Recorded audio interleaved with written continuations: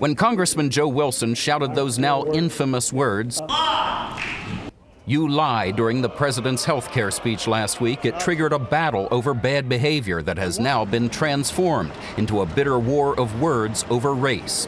It began on the internet and cable TV, then exploded into public view last night when former President Jimmy Carter threw this verbal bomb. An overwhelming portion of the intensely demonstrated animosity toward President Barack Obama is based on the fact that he is a black man.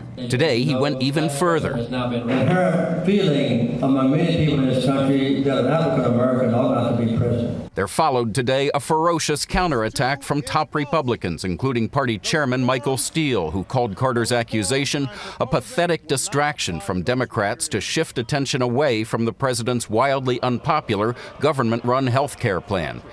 Conservative talk show hosts joined in.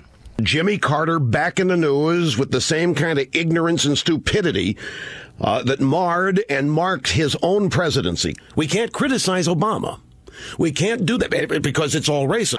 They called on President Obama to publicly reject Carter's accusation. Instead, it fell to White House Press Secretary Robert Gibbs, who refuted Carter and tried to minimize the issue of race. The president does not believe that it's based on the color of his skin.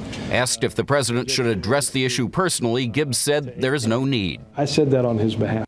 It's not the first time the White House has confronted tensions over race that they quickly tried to diffuse. When the president's friend, Harvard professor Henry Louis Gates, was arrested by a white police officer in his own home, the president accused police of acting stupidly and helped create a national firestorm over racial profiling. He tamped it down by ratcheting down the rhetoric. Interactions between police officers and the African-American community can sometimes be fraught with misunderstanding. And by inviting the two men for beer and conversation in the Rose Garden. The president's decisive moment on race, though, came last year when his former preacher stirred up racial anger.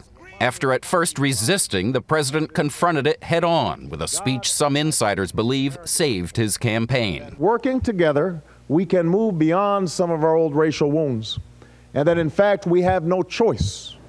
With the issue of race heating up again, some political analysts say it won't be long before the president has no choice but to confront it directly once more. Katie? Chip Reid at the White House tonight.